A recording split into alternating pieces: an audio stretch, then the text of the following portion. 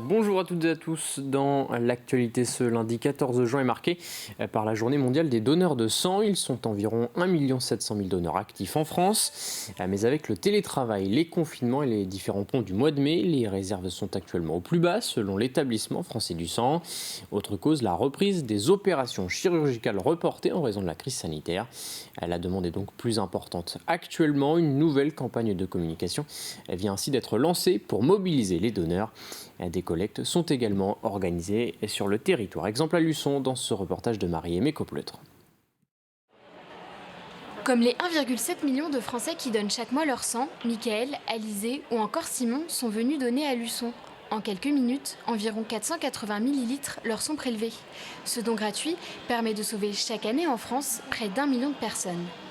Je pense que ça peut aider certaines personnes dans des situations particulières et ça pourrait nous toucher nous, donc je serais bien content si j'étais dans cette situation d'avoir des kilos de sang disponibles. Je fais ça à peu près 2 ou 3 fois par an depuis que j'ai mes 18 ans. C'est la première chose que je voulais faire dès que j'ai eu 18 ans, c'était donner mon sang. Ma mamie a eu une médaille de donneuse de sang parce qu'elle le donnait vraiment tout le temps et j'espère atteindre aussi cet objectif parce que je pense que c'est vraiment très très important. J'essaye de venir à chaque don du sang parce que à l'heure actuelle on sait très bien que certaines périodes, surtout en période d'été, que le sang se fait rare. Actuellement, l'établissement français du sang fait face à une baisse de ses réserves, notamment sur les groupes sanguins O et B. De plus, la reprise de certaines opérations annulées pendant le Covid a provoqué une augmentation de 10% des besoins en sang dans les hôpitaux. Le mois de juin, c'est le mois qui précède l'été, les départs en vacances, et c'est un mois qui est traditionnellement moins fréquenté pour la collecte du sang. Il peut y avoir des périodes plus difficiles que d'autres.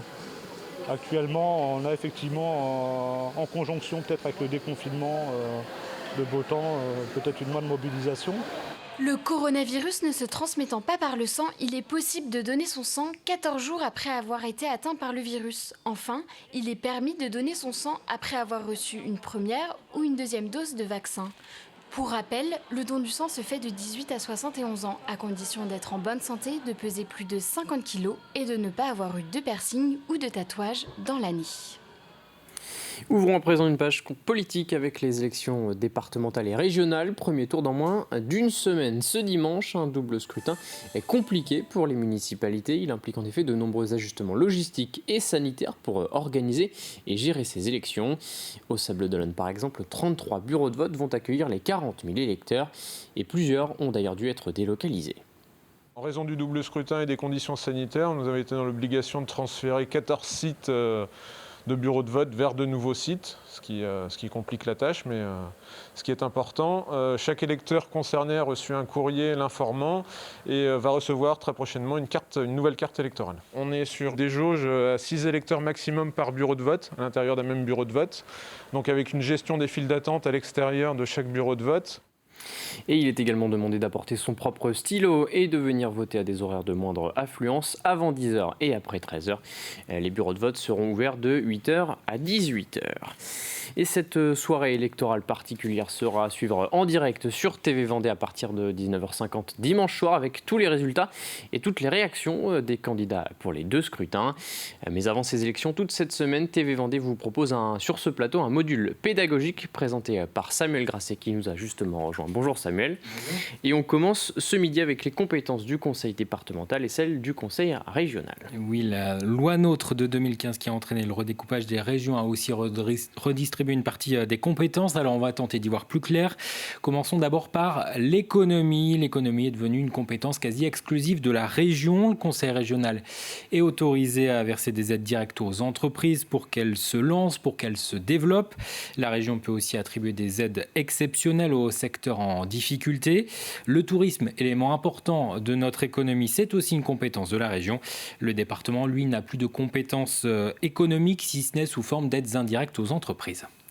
On passe maintenant au social. Alors, c'est une compétence du département ou une compétence de la région ? Eh bien, c'est une compétence du département. C'est même le budget le plus important. Le conseil départemental agit dans le domaine de la famille avec la PMI, la protection maternelle et infantile, pour conseiller les parents et les futurs parents, avec l'aide sociale à l'enfance pour les jeunes en difficulté ou placés. C'est aussi le département qui gère le RSA et l'accompagnement de ces quelques 8000 bénéficiaires en Vendée.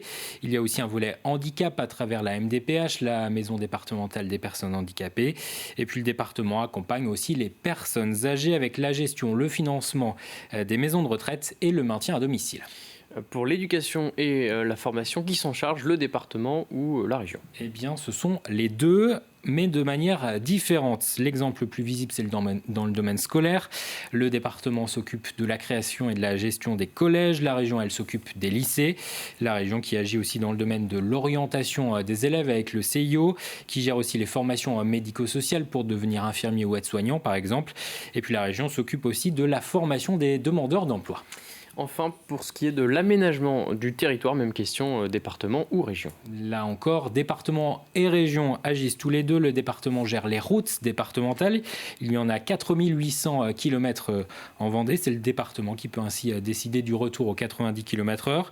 Mais pour les transports, c'est la région avec en particulier les trains, les liaisons TER, mais aussi le transport scolaire et les lignes de car du réseau Allez hop pour aller d'une ville vendéenne à une autre. Quant au port de plaisance et au port de pêche, c'est le département, mais le grand port maritime de Saint-Nazaire, c'est la région.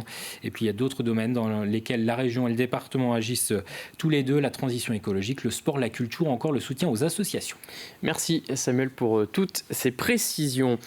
Un mot de culture dans ce journal avec la première édition du Sacre, le salon des arts contemporains de La Roche-Événement qui s'est tenu jusqu'à hier au Haras de la Vendée.